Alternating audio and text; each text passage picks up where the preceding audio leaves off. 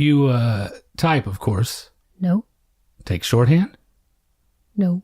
Operate calculators? Nope. Keep books? No. File? No. Run a switchboard? No. You speak a foreign language? No. Nope.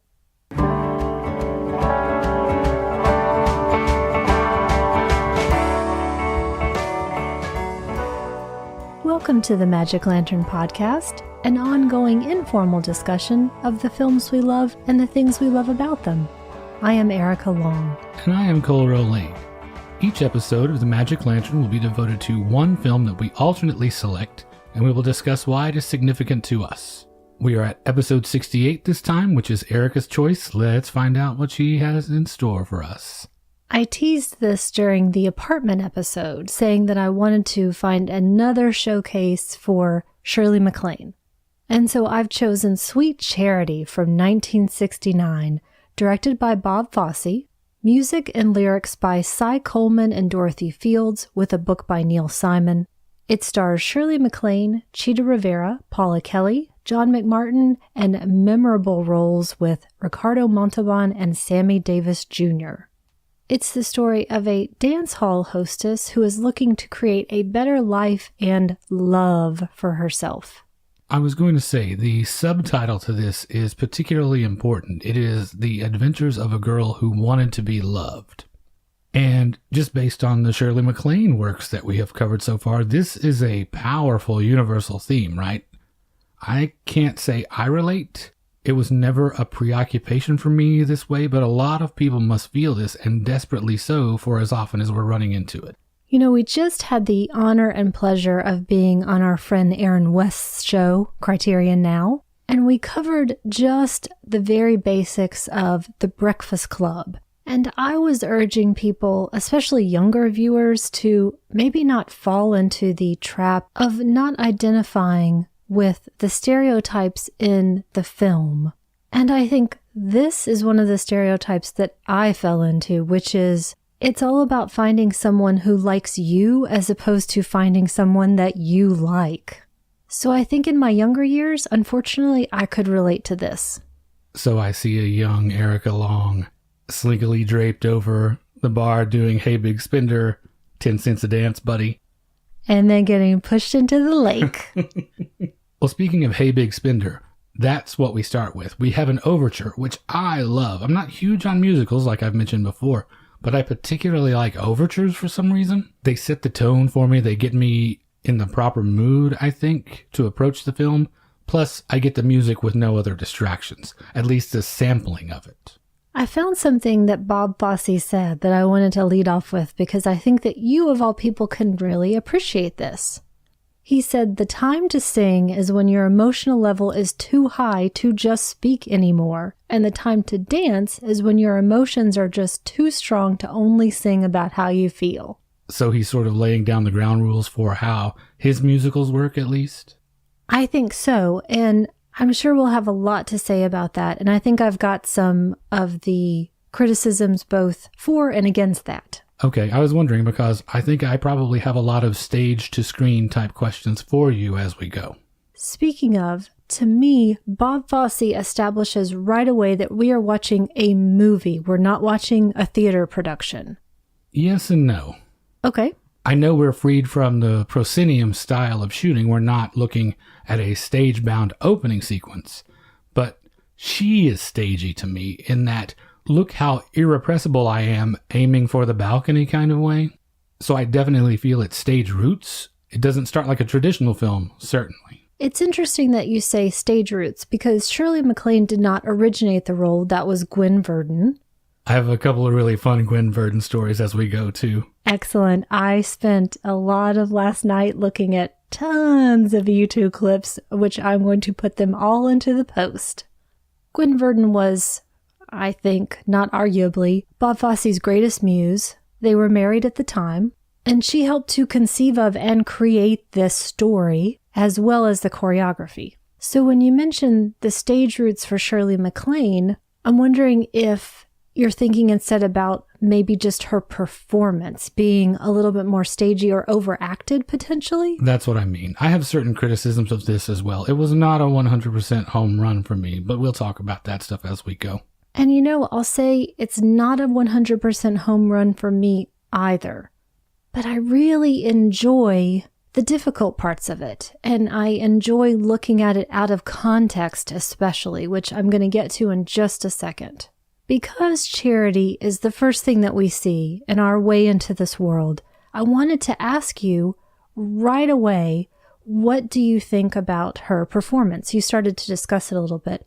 I really want to know what you think about her voice. So let me put that into perspective for just a second. We meet Charity on her way to a big rendezvous with a total scumbag, we find. She's very irrepressible, and her first song comes right away, and that's My Personal Property.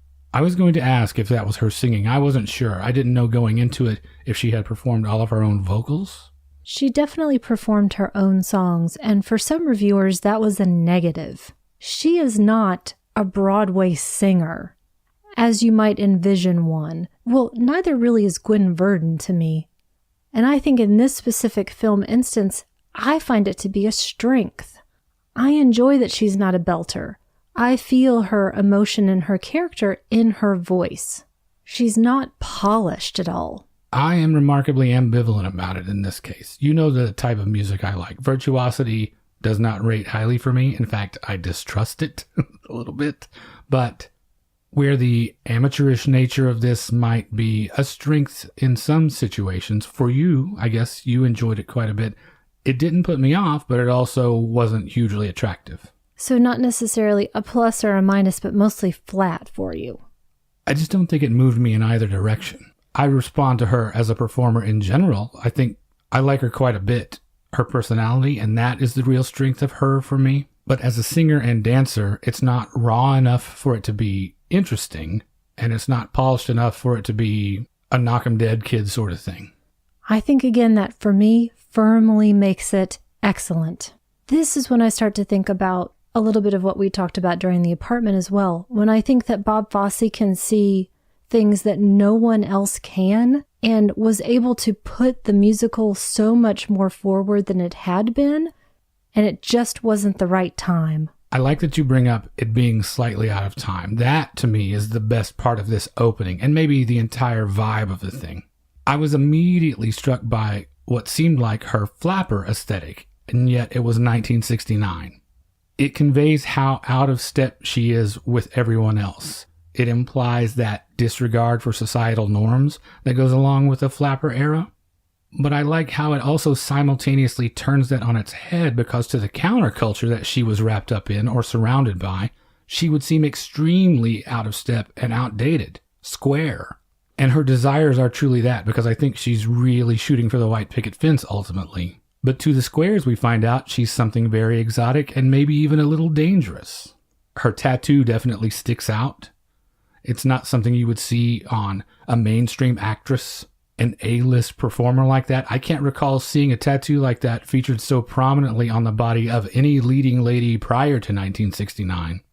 She is definitely, and not at the same time, a modern gal. I want to talk about time and out of context in a couple of different ways. I like that she is totally a misfit, whether she realizes it in different settings or not. Do you feel like in this case what I would describe as her blissful ignorance is a virtue? Because usually I don't feel very charitable toward a character like that is so unaware of themselves, but her pluck and her vigor and her forge ahead attitude saves me from that a little bit. Do you feel like it fits? It's okay with you that she lacks this self-awareness somewhat? I think of it less as ignorance and more about, I'm sorry to go back to The Apartment again, but what came before? When you're told no enough times, you can start to believe it and lack that sense of trust within yourself. So point one about the out of time, out of context. I think that her body is not quite right for dancing. Her voice isn't quite right for a big musical, and that's what makes the most sense to me. When we talk about that counterculture that was all around, especially in 1969, We have the difference in when the musical was written and came out, which was 1966 to 1969. Those 3 years are a huge shift. And so I like that she is slightly older. When we look at her fellow dancers, we've got Chita Rivera and Paula Kelly, the 2 principals. Paula Kelly was the youngest of the 3. Shirley MacLaine was about 34 or 35 at the time of the film. Chita Rivera was just a year older. That is a bit of a surprise to me. She plays, I would say, 10 years older. I was thinking of her more in the range of Gwen Verdon, who did not take up this role in the film because at this point she was 44, and it might have looked quite a bit out of place for that to be your young it girl. I totally agree, and I think part of that is not her body or her movement, because she is sheer perfection to me. Chita Rivera, I'm speaking of. But her costuming and her attitude.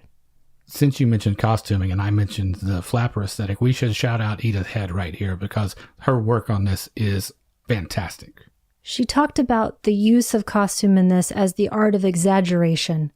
That this is a satire on fashion, not about fashion, and we'll see that in a couple of different places especially. So back to the out of time idea, we have a person who is older, tattooed, has been through it, has a job that clearly puts her through it, surrounded by other people who have seen the same things that she has, and who, to my mind, is completely unconscious of the need to be sexy or having to be a certain way. Now back to the people who actually created this work. Cy Coleman was about 40 at the time, a little bit younger when he actually wrote all of this. Dorothy Fields, oddly, was much older. She was in her 60s at this point. They both were already huge hit makers. Cy Coleman would continue to be. Dorothy Fields died shortly after this by about a few years. A huge, an incredible storied career. Neil Simon was never my idea of, a young hipster, for example. And even Bob Fosse, who had been working forever at this point, still a very young man, I don't think of any of them as being part of the counterculture, and I think that works to their advantage here. Because again, it's all about misfits. The last point I wanted to make with context. I think it is a benefit to watch this film outside of context, meaning I didn't watch it in 1969 hoping for something that was going to just blow the lid off of all musicals or be the musical to end all musicals or be some kind of a rock and roll musical, something that it was never designed to be. So it doesn't have to be a comment on its time for it to work for me. And I think some people at that specific time had a problem with it because of that. They had their own agenda in mind going into it, you mean reviewers? Yes, and audiences as well, because it was not a hit by any stretch of the imagination. Nope, it almost sunk the studio. It's weird to think of because it doesn't look super excessive, but it was akin to Heaven's Gate in its day.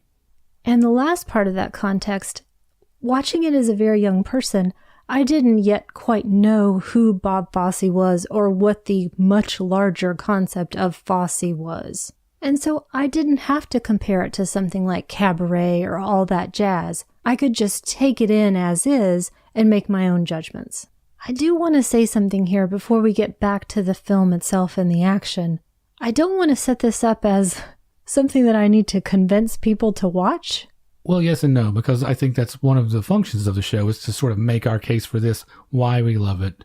So don't feel bad if that's what you feel like you have to do. You did that for me, in fact, to get me into this to watch it for the show, and I think you guiding me through it a little bit helped quite a bit, actually. So don't discount that. Okay. I don't mean to make it sound like it's a dog. Oh, no.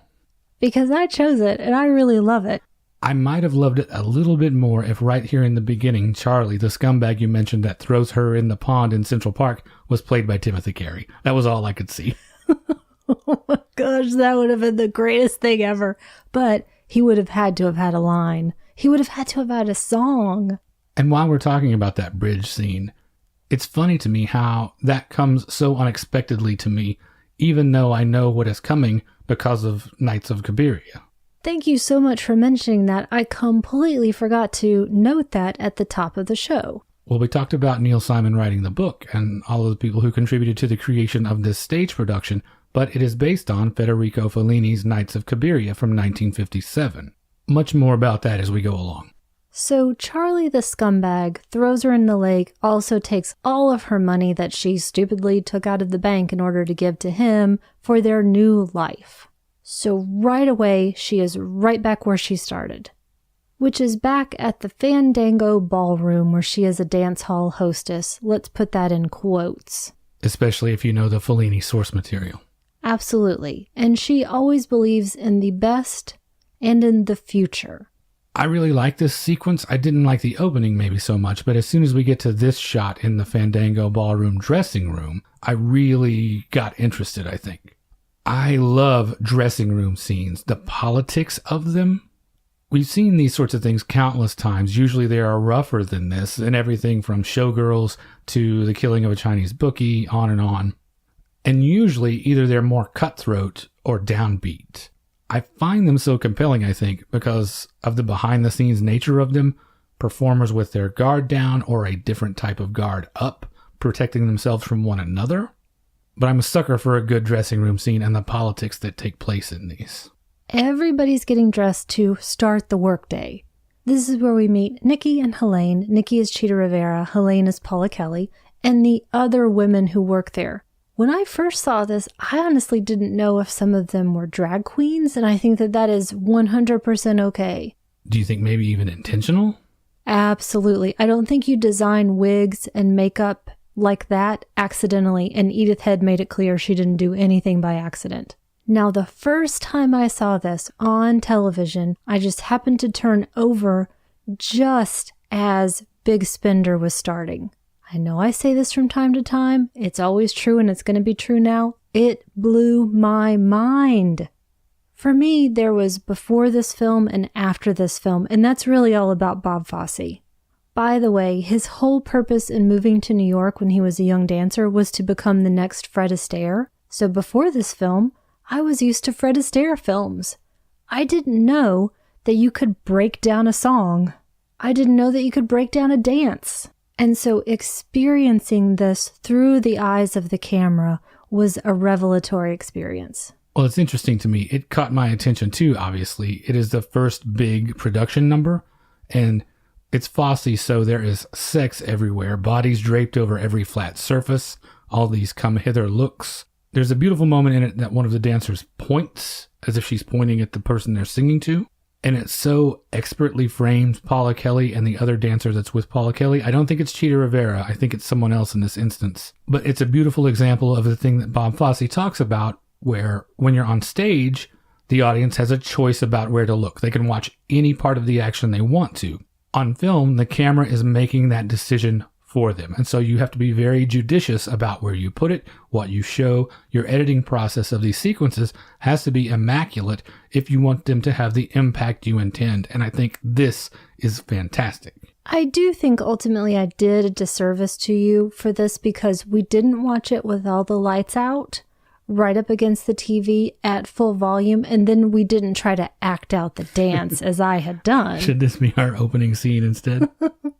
So really, going back to out of time and out of context, even though I grew up in the 70s and 80s and was seeing amazing people come on the scene and do really fantastic things with dance, this still opened up my world to what music and dance could be. It's still not only my favorite number in the film, I think it might be my very favorite musical sequence in any film. That's kind of shocking. I would have expected it to be something else, although I can see why.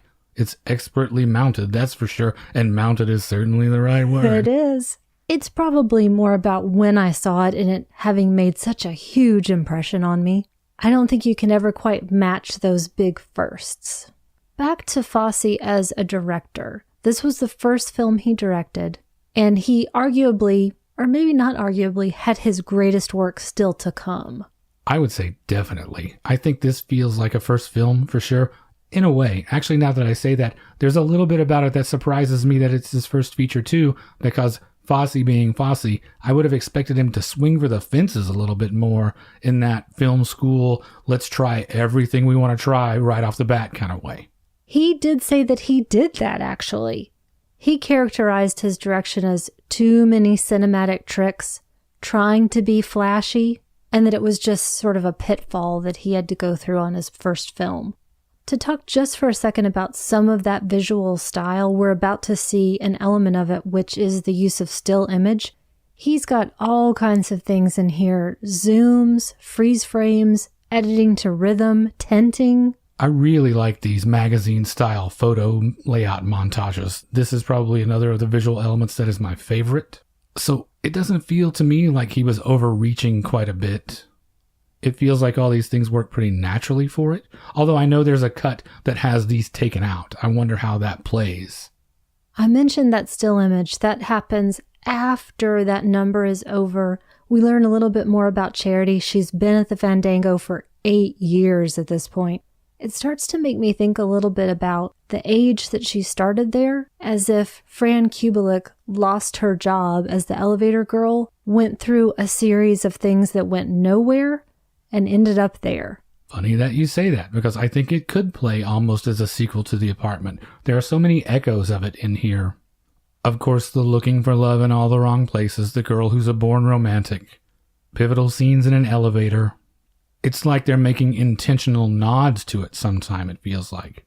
So things didn't work out for her and CC Baxter, and this is where she ends up still lamenting the fact that she cannot just find a nice guy. The difference in this case being that staginess that I mentioned, whereas that plays as very pure in The Apartment. I keep waiting and waiting in this film for her to just drop that and look straight at me and be real for a minute. It does eventually happen, but not very much. I do still disagree to an extent, because I think she's being as real as she can, or as real as she will let herself be, for all of the times that she's been so hurt. Literally moments before. Maybe the thing that's between me and appreciating this as much as you is that thing I was saying about, I don't know that this plays to her strengths. I don't think of her as a musical performer, a singer, dancer. I don't think of her as a triple threat. I think of her as a character actor, which I think she thinks of herself of as well. The thing about that is when you say that, it has certain specific gender implications. People don't typically think of women as character actors, I think. If you say character actor, everybody thinks of, oh, that guy in that thing. But some of our favorite character actors are women. Thelma Ritter, Allison Janney, Ruby Dee, Agnes Moorehead, Colleen Dewhurst, Elsa Lanchester, your favorite Shirley Booth. I think of MacLaine definitely in that tradition and not as a musical performer. So I have a bias. I'm going to disagree a little bit again, and I think that goes back to context. What are you going to say? You don't love Shirley Booth? I do love Shirley Booth. I do love Shirley Booth. These bleeds? You're going to shove these bleeds on mine? Shirley MacLaine started out in musicals. That doesn't mean that's where she belongs. That's true, but she had to get through that in order to be seen as the character actor that she is. Okay. So I think that she can inhabit both places. But I think that's only because we saw her later work first and then worked backwards slightly. Good point. I might think of it differently if I went along that journey with her and evolved as she evolved. Everybody is totally free to disagree with me, so send me notes if you've got other examples. I would love to see them, because I would love to talk about Shirley MacLaine all the time. Back to the action. Another night is over, and she's on her way home, and she happens to run into the Vittorio Vidal.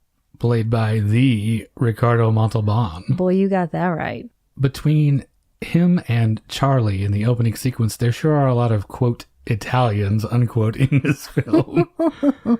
Is that a Fellini connection, do you think? That's from the original production as well. I don't know if that's tied back to Fellini. I guess that's the idea of, as she says, boy, this sure is a foreign film, that our idea of the height of romance being Italian actors at the time. It might serve to undo it a little bit for me, I think, because it makes me think of Fellini in particular, and to directly compare the two. Sweet Charity, to me at least, is hamstrung by the expectations and conventions of the musical genre compared to Cabiria. Cabiria's strength is in these small, close-up moments of pathos. The scene where she's embarrassed at the magic show, the long walk of the finale. Have you seen it? I can't remember. I haven't. Those moments, I guess, are easier to pull off when you're 20 feet tall on a movie screen and, like I said, not having to project to the balcony. But it also certainly gives it style for miles, like you were saying. I learned years ago that Sweet Charity was based on it, and then I have been putting off watching it because I wasn't sure I was emotionally ready for it yet. It's a tough one. It will certainly tug at your heartstrings. Right now, though, Charity can't believe her luck that she has happened into this amazing actor who has walked out from a restaurant in the middle of a fight with his girlfriend, gets into his limo, and then demands that Charity gets in with him. They're really immediately buddies. Again, I think about that idea of not forcing sexiness on us, at least in her role. Interesting that you say that, because yes, I was noticing that too. Sex is all on stage. The dancers in the fandango, the dancers in the club that they go to, but it doesn't occur in these moments of what I could best describe as courtship, I guess. So is he saying sex is a strictly performative thing, specifically for display? According to many accounts, sex was the single biggest focus of Fosse's non-working life. He had a golden year that he referred to, in which he reportedly had sex with 1,000 women. Wow. So it had to work its way into the fabric of his productions, but you're right, it's odd that it doesn't occur in these moments that typically would be seductive. It only happens in the context of people performing, at least in this movie. Because to me, Charity is an afterthought. She's a nobody. She gets smushed in the door, practically. Nobody notices her. What did they even do to have a sexy good time at the theater before Bob Fosse came along? Absolutely no idea. Was it the display of ankle? I have some titles for you. Hang on to your hat. These are kind of hot. From the storied history of the theater. Uh-oh, are we going to get song titles here? No, these are show titles. So this is the kind of thing that you had prior to Bob Fosse. The Pretty Druidess. Oh my goodness. Clorinda, The Origin of the Cakewalk.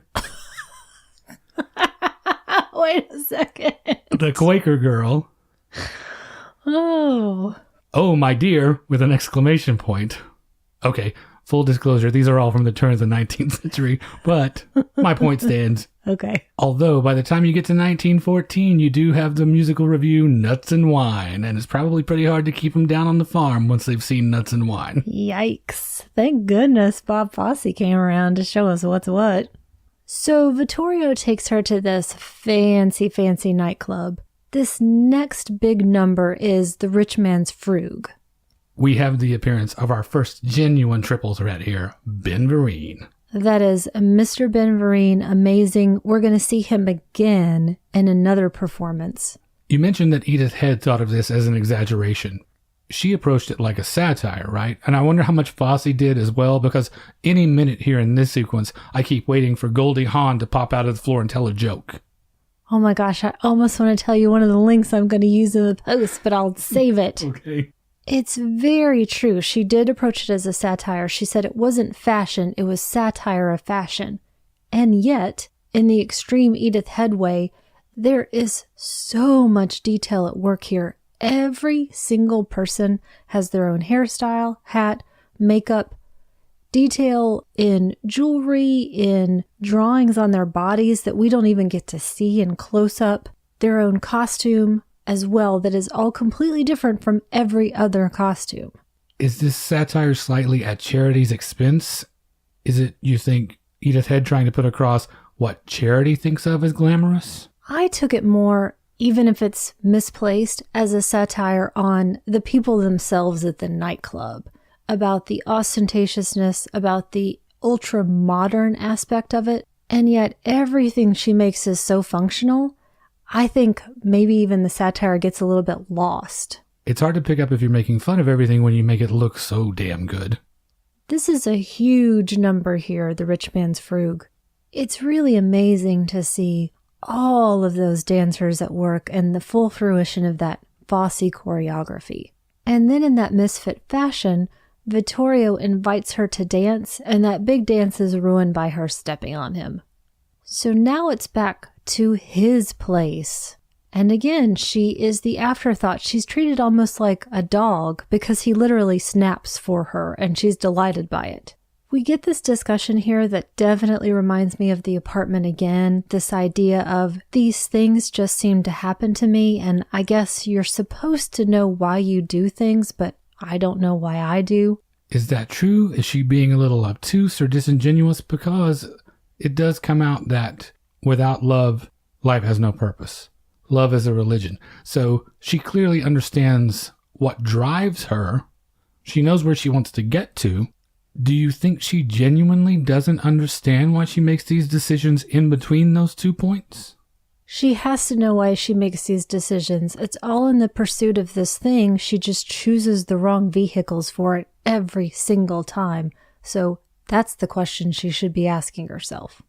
I know there's a part here that you really like, that you really laugh out loud to. And that's one of her mottos to certain people that come into the dance hall, and that is, up yours. She delivers that with such aplomb.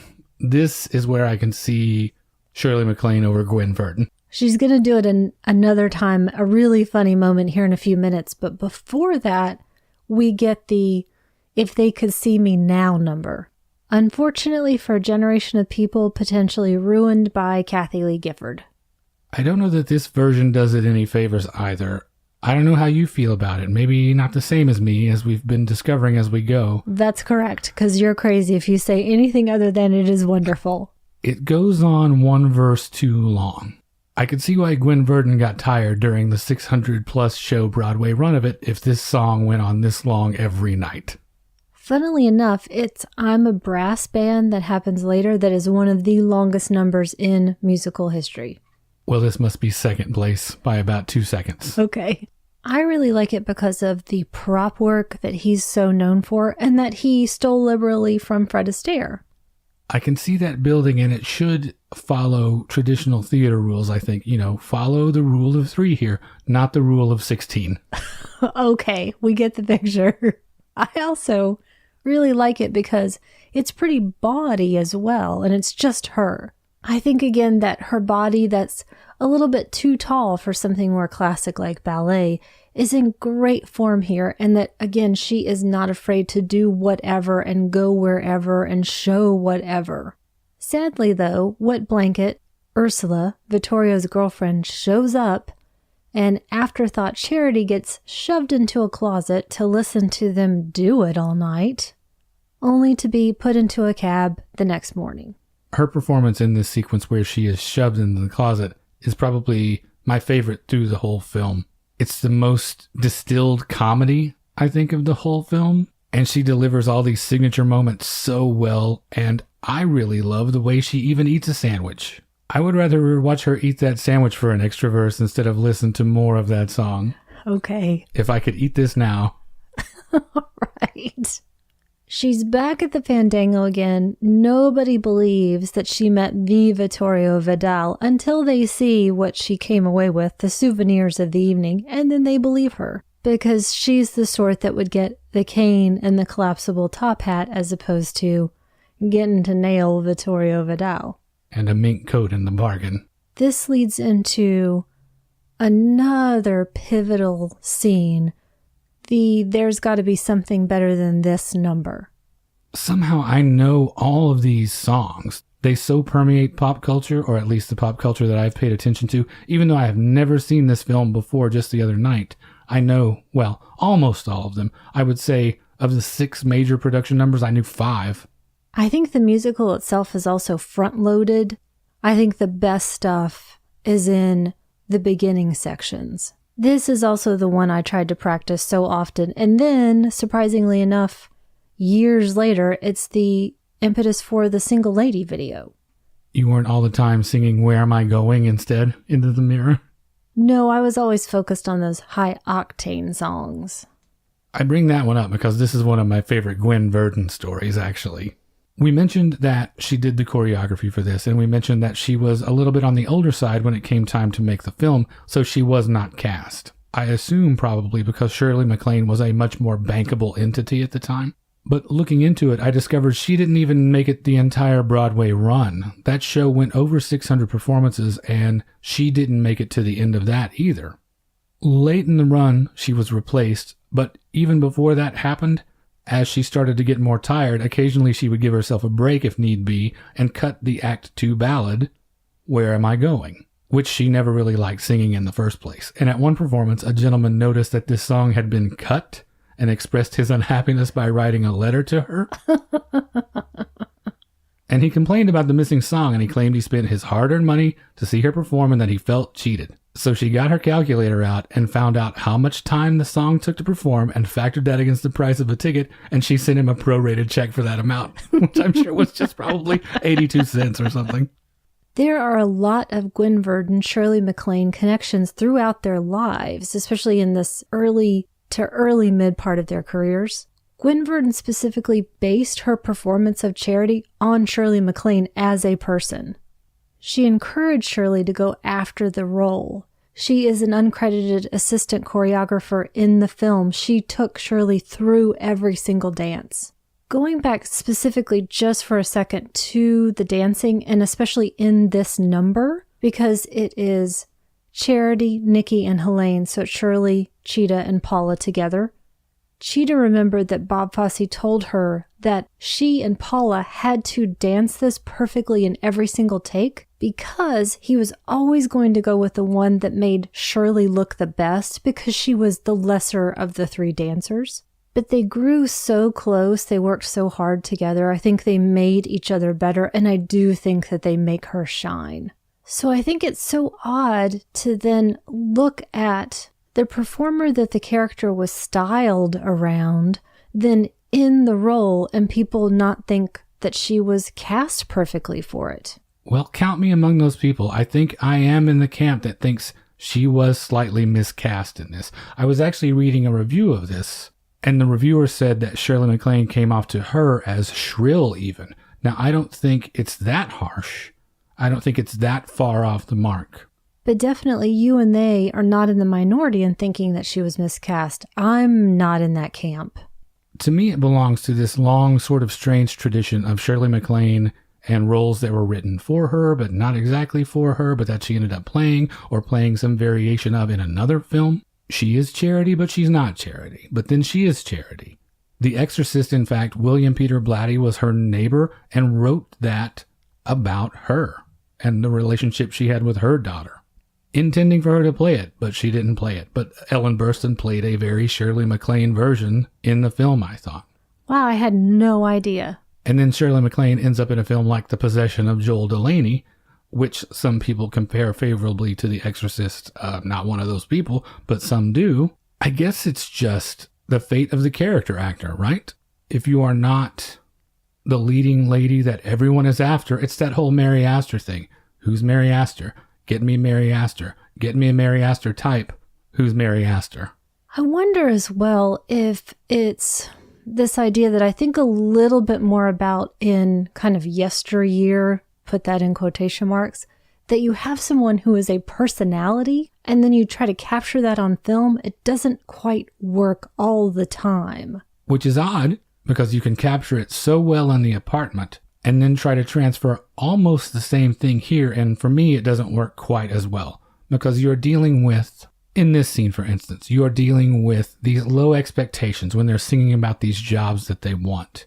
And she's the girl who cried wolf, but they love her anyway. And they're all beat up broads that no one cares about. And then we segue to the employment agency in the scene that we did for our opening sequence.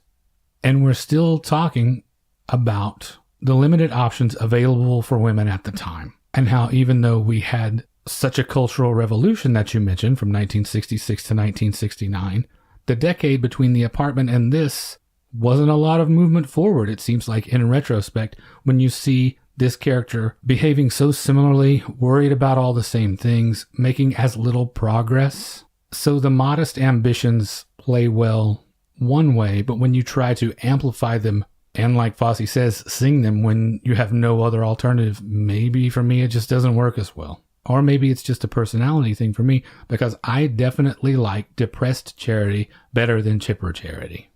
Do you feel like it's just more real? There's no amplification happening that comes off as false for you? I don't think you need it. I think the artifice gets in the way. I want it delivered straight to me with no frills.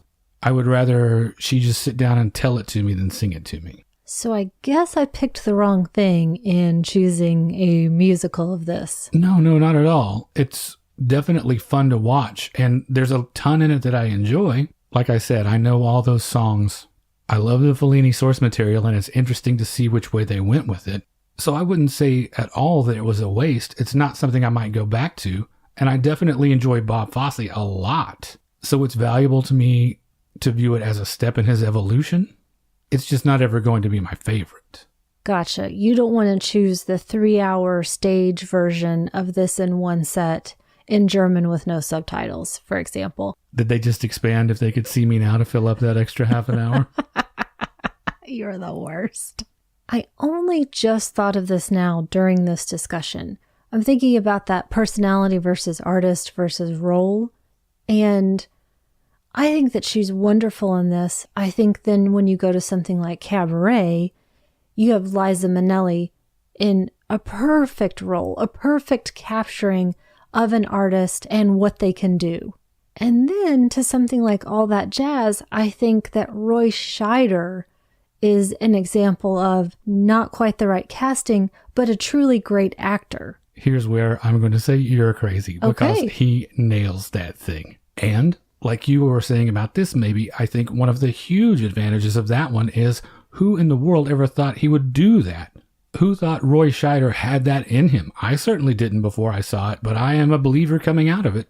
I think it's too distracting for me to watch him, for example, use the cane to make time and start a step, but you never see him finish it because he's not capable of finishing it, knowing that I'm supposed to be watching Fosse. Well, it's not like he can hunt sharks.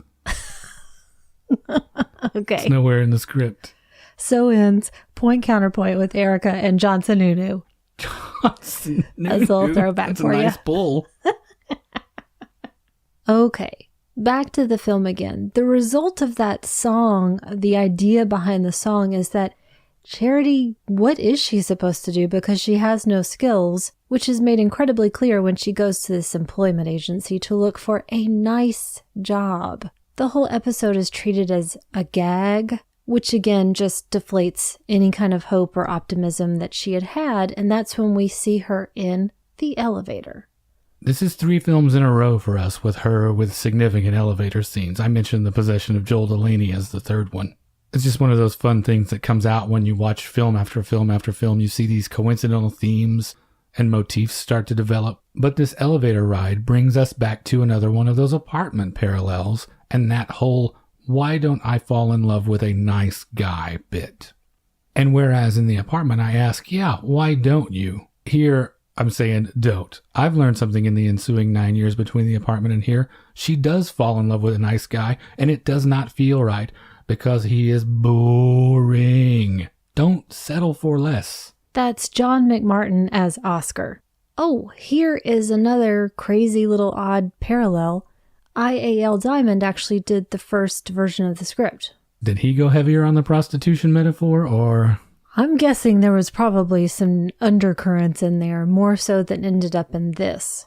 Another tick in the favor of Knights of Cabiria to me, because that film pulls no punches when it comes to her occupation. But American audiences had to be reading between the lines, right? In Knights of Cabiria, Bosley Crowther himself decried it as having a sordid atmosphere and her character as being insufficient, quote unquote. Making a lot of harsh value judgments there, Bosley, and I think telling us a lot more about him than the movie. That's always every single review he wrote, it seems like. But in this day and age, to your point earlier about era and context, nowadays, if you watch it in 2018, I guess, since we've just had the new year turn, when what she does for a living could be flatly stated, would contemporary audiences catch the subtlety of what they're trying to put across here? Would anyone watching it now ask, what is so devastating and insurmountable about dancing for a living?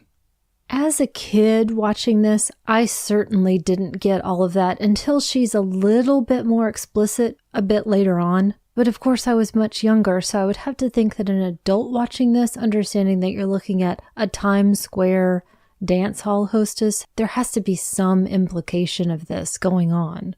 but it's certainly never at any point expressly stated. But back to the dull milk toast in the elevator, that's John McMartin, who I enjoy very much as a performer. He's a big Sondheim guy, too. When the elevator stops and it's just he and Charity and they're alone, he begins to lose it, a full-on panic attack. They're able to work through that, thankfully, when the lights come back on, when the elevator's working again. He works through his shyness in order to ask her out. And so begins their courtship, to me very much dominated in that sense of looking for someone who will love you. It's dominated by him talking about himself, projecting his ideals onto her. She doesn't get a word in edgewise. And so the question I always ask is, why do we like each other? Thankfully, though, this all leads into the wonderful Rhythm of Life tabernacle with the inimitable Sammy Davis Jr. Yet another triple threat. I'm sorry, but triple is not enough. This guy had to have been, what's 10? What's 20? He's a dodecahedra threat. He's a Googleplex threat. All of this takes place in this sequence that is very much a nod to the hippie musical that was in vogue at the time. There are elements of Hair, Godspell, Jesus Christ Superstar, all of that going on here. We have Ben Vereen again, very closely aligned to Pippin. And there is a specific reference to pot. The word is actually said out loud. You think that had them clutching their pearls on the Great White Way? I don't know. Or was everybody just trying to go the I love you Alice B. Toklas route and get in on it somehow? At any rate, it is super cool. What can't Sammy Davis Jr. do? I just want to hang out with that guy. That is exactly what I was going to say. I don't think I know any performer more in the whole wide world that my every response to whatever I see him do is, man, I just want to hang out with that dude. He's just so dang cool without any effort whatsoever. I was also really surprised to see how masterfully he uses the Fosse movements as well. Though as I'm saying it, why would I be surprised? Charity and Oscar have a big number here where they're essentially falling in love and getting engaged. She still has not told him exactly what she does, and has gone along with the story that he's told himself that she works in a bank or some other normal, respectable job. Charity makes the decision finally that she's going to come clean and tell him who she is, what she is. It's the middle of the night. He's still in his bathrobe when she calls him to meet him and insists that they basically talk back to back so that he can't see her face as she's trying to reveal in this very explicit language that I'm this dance hall hostess, I get paid to dance, and sometimes with some men, ... He says that he already knows and insists that she still marry him. This next piece talking about it's the first time that she's happy, leading into I'm a brass band. It's a big, ebullient, to me, overly long, but I still have a lot of fun in it as well. I think mostly because you get to see other parts of New York that they get to take over. But it's all leading to this, let's go get married right now. She's going to go pick up her stuff from the Fandango, and they've thrown her a surprise party. Good old Stubby K bringing down the house with one last really great song. I do love this last song that he does here. He finally gets a number. I would have also been fine if it had been Sit Down, You're Rockin' the Boat, but oh well. The one thing that upset me in this section, they are going to ruin a perfectly good $17 cake with all that confetti. You need to lay off that. They are. Now in this, I don't know if you felt the same way, but just looking at Oscar's face when he sees her tattoo, when he sees the party, when he sees the people in the light of day, it's clearly the end. Go back to Sunday school, chump. She doesn't need this. I think of that moment in Mighty Aphrodite when Mira Sorvino finally meets the man who thinks all of her stories are so interesting and fun and finds great happiness in all of it. This is what Charity should get. But instead, she's going to get dumped in the marriage license office. For the record, I love her wedding dress, and I would have told her so. It sets off her hair, it sets off her eyes. She is cute as hell. It's so pretty and blue and has those giant flowers. It's the definition of happiness. One thing, though, I do agree with that he says he is saving her. to be attached to him would be a miserable life, and he is being honest. It's just a shame that it has to go this way. It hurts now, but she is so much better off. Totally agreed. And our final moments with Charity, back in the park, back inside the world, back with nature. The flower children literally come out to wish everyone good morning. Featuring Bud Cort. She accepts a flower. She accepts their love. She sees other people, couples, being happy. It's a new day, a new hope. And she lived hopefully ever after, as the screen tells us. I like to read this ending as her realizing finally for the first time that it's all right to be alone. That's where the hope lies in this for me. There is an alternate ending. Well, I'm glad they didn't go that way because she needs to learn it's okay to be just herself. I'm also so glad they didn't go with it because it would have underscored and I think continued on this terrible stereotype of it doesn't matter if you like someone as long as they like you. The existence of this alternate ending makes me wonder and think back to, was there a turning point? You know, that moment in Rosencrantz and Guildenstern Are Dead where they say, at some point we could have just said no. Is the visit to the dance hall that point? Does it go differently if they don't make that trip? Because I think the alternate ending is what plays out if they don't go there, but it just goes badly later, right? After they're married, when it's more difficult and complicated to extricate themselves from it, so they stay. Talk about a dark musical if it goes that way. To me, that alternative ending makes this much darker. I think that's true. Maybe I'm thinking about a little too much Neil Simon, but if it doesn't go wrong there, it goes wrong at Niagara Falls that night when they're in their honeymoon suite. So ultimately, you definitely come down on the side of out of context, out of time is the best way to view the film, because it got mixed reviews definitely upon its release. It did, and clearly still does. People evaluating it now, some people will think that Shirley MacLaine's voice is not enough of a Broadway singer, that she's not the dancer that the others are, or that Gwen Verdon was, that she has more difficulty portraying those internal moments. All of which I could say is objectively true. And I still think of those as the positives. I think that her singing and her dancing portray the character as I actually envision the character. I think that she can absolutely sell those more subtle moments. I might say, even if it's a musical, watch it without the sound. Look at her face. Look at her body movement.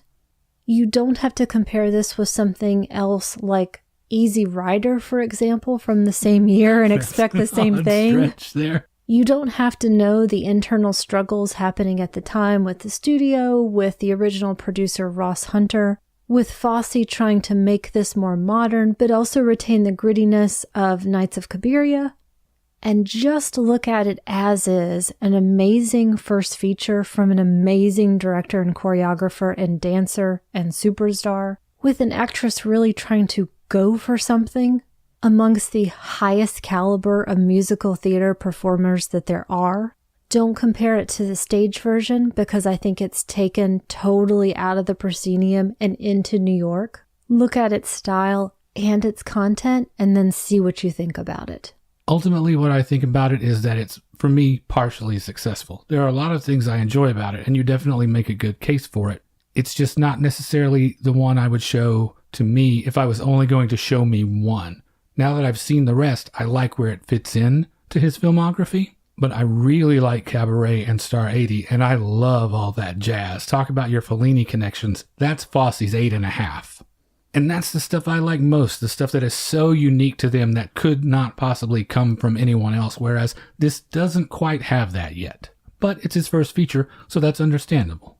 I like this idea that just seems to be happening lately. We talked about it in The Apartment with looking at 3 pivotal Jack Lemmon performances. We've now seen 3 different Shirley MacLaine performances in a row. Think about that Fosse filmography as well. Watch these things together and see how they compare or don't compare, how you might rank them, whether or not you can view them singularly or not. I think it's a fun way to go to get the most out of these film-going experiences. Well, speaking of that connection to Fellini and 8.5 and source material, I am just going to stick with recommending Knights of Cabiria. from 1957, directed by Federico Fellini. For all of you that love Sweet Charity that haven't seen it, you should check it out. It stars his long-suffering wife, Giulietta Messina, and is about a prostitute in Rome searching in vain for true love. When we were on Criterion Now with Aaron, we talked about how Ingmar Bergman is one of those gateway directors to international films, and Fellini is as well. And this is a pivotal point in his career. La Strada was my first experience with him, and that is more in the Italian neorealism school. And later he would become the idiosyncratic Fellini that we think of now with 8½. This film is the bridge between those two places. Like Charity, Cabiria is a woman out of step with her surroundings, particularly because her optimism and faith in human nature is such a force. And Giulietta Messina is Fellini's ace in the hole here. She will break your heart in 10,000 ways. And the look she gives the audience at the end, letting us know wordlessly that it's going to be all right, much the same way Shirley MacLaine does, but to me much more effectively, communicates to me more than any show-stopping choreography ever could. And just as a last parting shot of Fosse's take on it, Fellini said, quote, "My name is on the credits, but I disagreed with Bob Fosse's way of doing it on so many points. I prefer that the film be regarded as his creation." Discreetly trashing it, basically. But this is not to trash Charity on my part. I like Charity. I just love Cabiria. What about you? This was another happy accident that I didn't set out to watch this thinking that it was going to become my recommendation for Sweet Charity. And then as I watched it, I couldn't have picked anything else.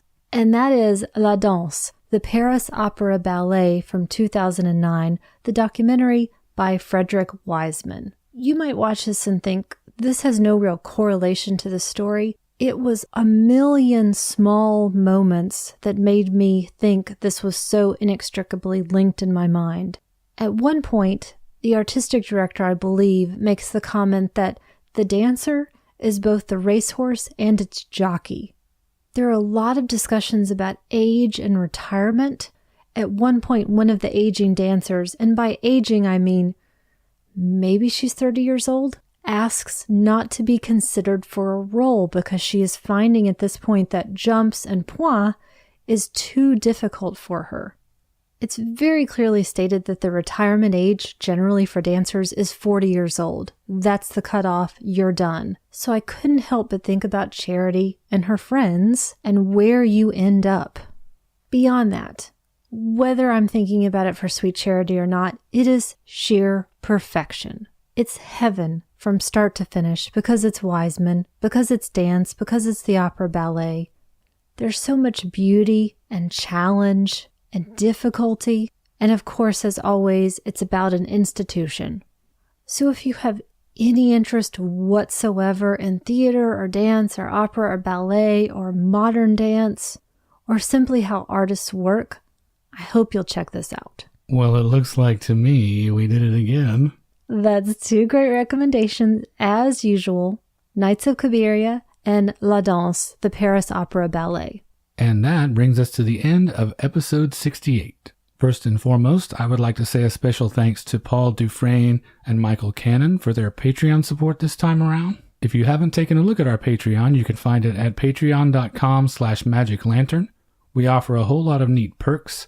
At the $5 a month level, you gain access to all of our bonus episodes that we record for the Patreon, so that you never have to go a Monday without any Magic Lantern in your life. Aside from that, if you would just like to get in touch with us, you can reach us via email at magiclanternpodcast@gmail.com. We are on Facebook, Instagram, and YouTube. You can just search for Magic Lantern Podcast in any of those venues. We are on Twitter at Lantern_cast, and I just wanted to take a second to say thanks to everyone who gave us feedback or shared the show since last time. Leanne Kubich, Tim Lego, Carly Weems, Adam and Allie at the podcast So That's How It Ends, Matteo Boscarol, and I wanted to say a special thanks to Marcus Penn for letting us link to his beautiful recollection about Uncle Boonmee who can recall his past lives and what a deeply personal film it is for him. You can find him at Pinland Empire or The Pink Smoke. We are on Apple Podcasts, Google Play, Stitcher Radio, just about any podcatcher you use, you can find us there. And I would like to say thanks to some anonymous, wonderful person who left us another 5-star rating. Thank you very much. If you would like to leave us a rating or review via any of those services, we would certainly appreciate it.